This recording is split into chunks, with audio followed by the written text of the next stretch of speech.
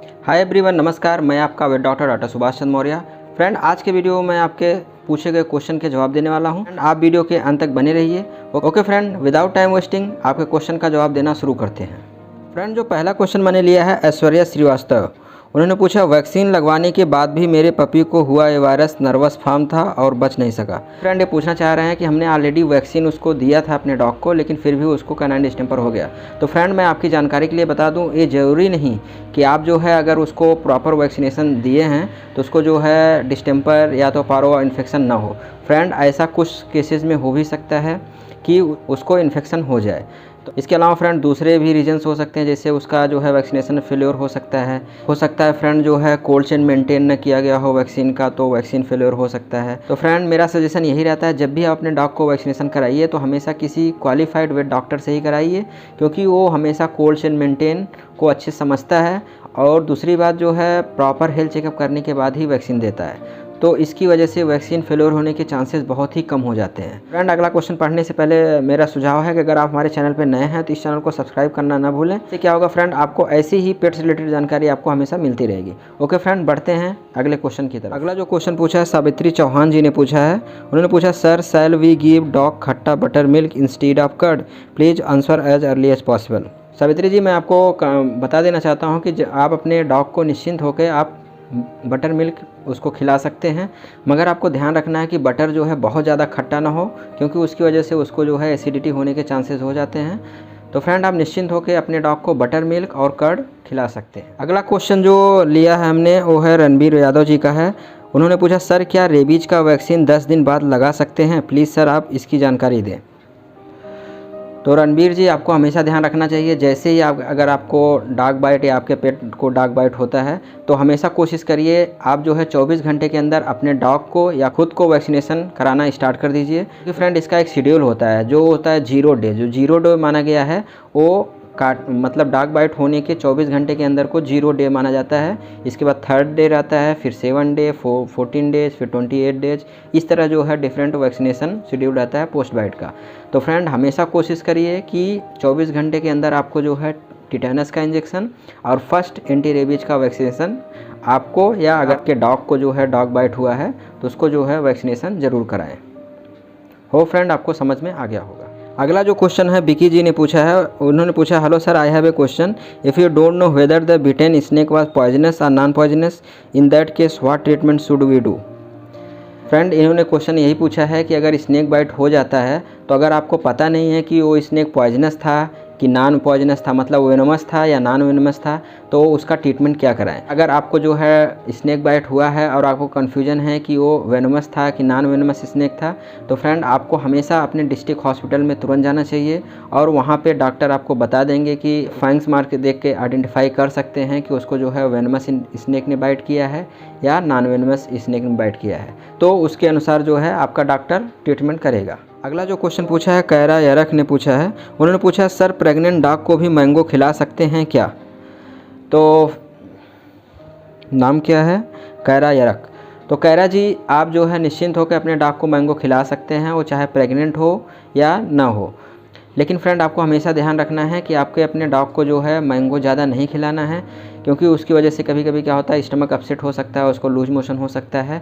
और इसके अलावा फ्रेंड, आपको हमेशा ध्यान रखना है, जब भी अपने डॉग को मैंगो दे रहे हैं तो उसका जो है जो पील यानी जो छिलका होता है वो निकालना है आपको, और उसके अलावा जो है सीड को भी रिमूव करके अपने डॉग को खिलाना है, मतलब उसके स्लाइस करके आप अपने डॉग को खिला सकते हैं। और ज़्यादा जानकारी के लिए फ्रेंड, मैंने ऑलरेडी एक मैंगो के बारे में एक वीडियो अपलोड कर दिया है, आप उसको जाके देख सकते हैं। अगला जो क्वेश्चन है बसुराज कुलकर्णी जी ने पूछा है, sir curd is good for Labrador every day with rice mixed?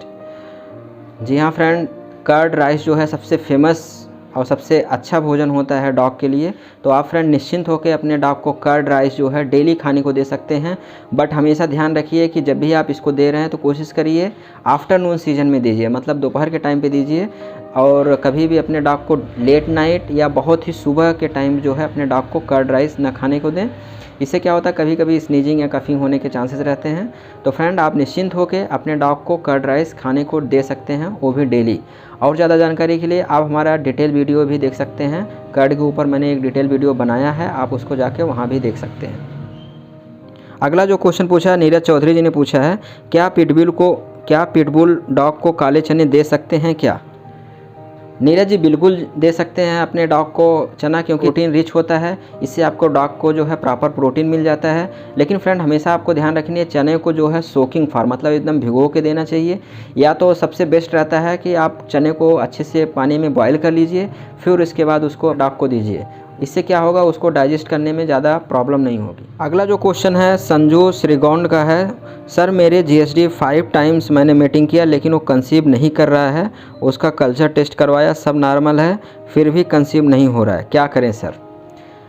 तो संजू जी हो सकता है आपके डॉग में जो है साइलेंट हीट की प्रॉब्लम हो, तो आप अपने डॉग को जो है किसी वेट डॉक्टर के पास ले जाइए। वहाँ पे उसका जो है प्रॉपर वेजाइनल साइटोलॉजी या प्रोजेस्टेरॉन एसिड टेस्ट किया जाएगा। उसके अकॉर्डिंग ये तय किया जाएगा कि कब आपकी डॉग जो है हीट में आती है, और उस समय जो है प्रॉपर उसका आर्टिफिशियल इंसेमिनेशन या तो नेचुरल मेटिंग करा सकते हैं। उससे क्या होगा, आपकी जो फीमेल डॉग है वो ज़रूर कंसीव करेगी। एंड मेरा यही सजेशन है कि आप अपने फीमेल डॉग को किसी वेट केयर सेंटर पे ले जाइए और वहाँ पे उसका टेस्ट करवाइए। अगला जो क्वेश्चन है साहिल कुमार जी का है। उन्होंने पूछा कैनाइन डिस्टेंपर के ट्रीटमेंट में कितना खर्चा आता है?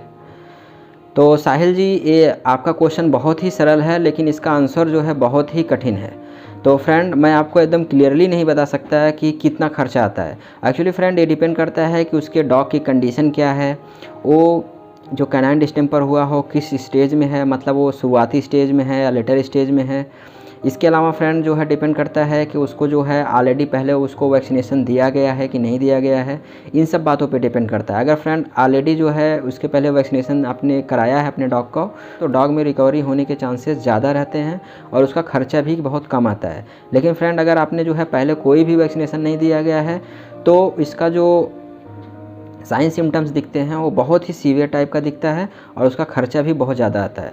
और इसके अलावा फ्रेंड और सब बातों पे डिपेंड करता है, जैसे कौन सा फॉर्म है। जैसा कि मैंने जो है कैनाइन डिस्टेंपर के डिटेल में बताया था, इसके 5 डिफरेंट फॉर्म होते हैं। जैसे उसको नर्वस फॉर्म हो गया, क्यूटेनियस फॉर्म हो गया, ऑकुलर फॉर्म हो गया, इस तरह का होता है। तो फ्रेंड जो नर्वस फॉर्म होता है, अगर उस तरह का अगर आपका डॉग जो है कैनाइन डिस्टेंपर में साइन सिम्टम्स शो कर रहा है, तो बहुत ही सीरियस टाइप का है और उसमें जो है ट्रीटमेंट बहुत ही लंबा चल सकता है। कभी कभी इसका ट्रीटमेंट जो है महीनों भर चलता रहता है। तो फ्रेंड उसका खर्चा जो है उसी पे डिपेंड करेगा, कितना ज़्यादा ट्रीटमेंट होता है उतना ज़्यादा खर्चा होता है। आई होप आपको कुछ तो अंदाज़ा मिल गया होगा। तो फ्रेंड इसीलिए मेरा सजेशन है आप अपने डॉग को जो है रेगुलर जो है वैक्सीनेशन ज़रूर कराएं। अगला जो क्वेश्चन पूछा है शिवाद्री चक्रवर्ती ने पूछा है, सर आज मैं स्ट्रीट डॉग के साथ खेल रहा था तो उसका नाखून से हल्का स्क्रैच आया, कोई ब्लड नहीं निकला मगर रेड कलर हो गया था और वो निशान हो गया हाथ में, मुझे क्या करना चाहिए? तो फ्रेंड जैसा कि आपने बताया कि वो स्ट्रीट डॉग था और आपके हाथ पे जो है स्क्रैचिंग हुआ है, तो फ्रेंड आपको जो है हेल्थ केयर सेंटर पे ज़रूर जाना चाहिए। वहाँ पे जो डॉक्टर है उनसे कंसल्ट ज़रूर करना चाहिए। वो आपको देख के बताएंगे कि आपको जो है रेबीज का वैक्सीन लेना है या नहीं लेना है।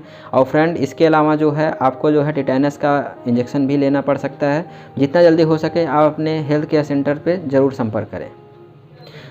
अगला जो क्वेश्चन मैंने लिया है नरसिंह तोमर जी का है। ये हमेशा अधिकतर क्वेश्चन पूछते रहते हैं, तो इनका जो मैंने इस बार का क्वेश्चन लिया है, उन्होंने पूछा है डॉक्टर साहब उसके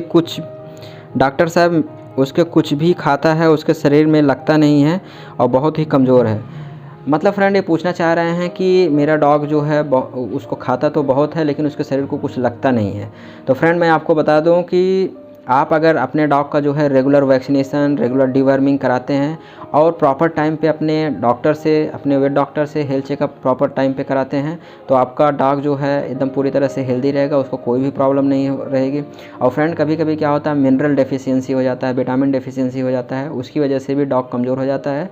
तो फ्रेंड अगर आपका डॉग जो है बहुत ही कमज़ोर है तो आप अपने वेट डॉक्टर से एक बार ज़रूर दिखाएँ और उसका फिजिकल।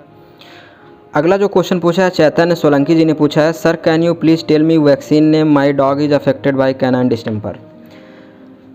तो चैतन्य जी सबसे पहले मैं आपको ये बताना चाहता हूँ कि अगर आपके डॉग में जो है कैनाइन डिस्टेंपर हो गया है तो आप उसको वैक्सीनेशन गलती से भी ना कराएं, नहीं तो उसके जो है नहीं तो फ़ायदे की जगह बहुत ज़्यादा नुकसान होने के चांसेस रहते हैं। तो फ्रेंड जब भी आपका डॉग जो है पूरी तरह से हेल्दी हो तभी उसको जो है वैक्सीनेशन कराएं, अदरवाइज़ नहीं करवाएं। जैसा कि आपने क्वेश्चन पूछा है कि आपके डॉग को जो है कैनाइन डिस्टेंपर हो गया है, तो आपको वैक्सीनेशन नहीं कराना है। सबसे पहले आप किसी वेट केयर सेंटर पे जाइए, वहाँ पे उसका प्रॉपर ट्रीटमेंट कराइए। जब वो पूरी तरह से हेल्दी हो जाए तब आप उसके वैक्सीनेशन के बारे में सोचिए। एनीवे मैं आपको बता देता हूँ, उसका जो कैनाइन डिस्टेंपर का वैक्सीन होता है वो अलग से नहीं आता है। उसके लिए जो है कंबाइंड वैक्सीन 7 in 1 9 in 1 होता है। उसमें क्या होता है, डिस्टेंपर, हेपेटाइटिस, पारो इन्फेक्शन, पारो इन्फ्लुएंजा और लेप्टोस्पायरा के जो है कॉमन वैक्सीन आता है। तो फ्रेंड आई होप आपको जो है अपने क्वेश्चन का जवाब मिल गया होगा। फ्रेंड ये रहे आज के कुछ क्वेश्चन जिसका मैंने जवाब दे दिया है। अगर आपके पास भी कोई क्वेश्चंस हैं या तो कोई कन्फ्यूजन है तो आप जो है कमेंट करके ज़रूर पूछें, हम उसका जवाब ज़रूर देंगे। ओके फ्रेंड, मिलते हैं किसी नए वीडियो में किसी नए टॉपिक पे। जय हिंद।